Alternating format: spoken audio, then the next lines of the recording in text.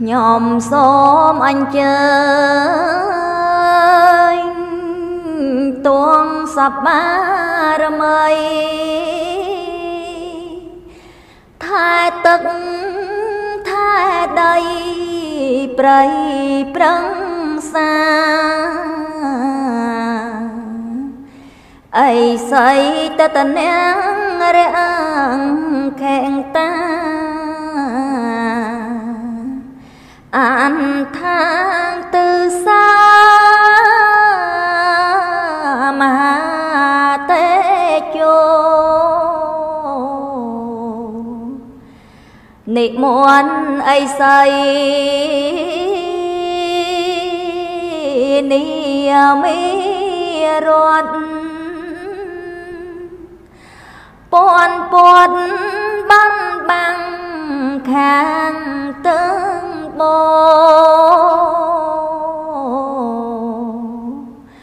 ចង់ក្រំភាវនី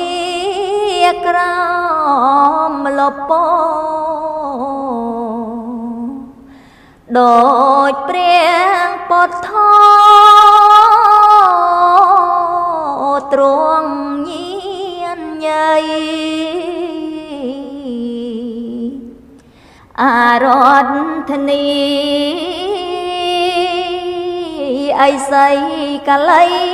កោតទ្រង់គង់នេងរត់ក្រោមលំជ្រៃថែទឹងអាគ្នេយ៍រេរំបាយរំពឹងជោគជ័យ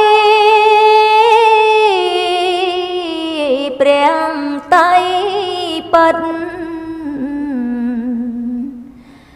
និមន្តអីស័យនាមក4ថែធួនចាំងក្រឹងតឹងទាំងសិនគួងក្រមលុបព្រីងពួឆ្អៅឆ្អិននៅក្បែរខែខណ្ឌស្រាប់បោខាងរណី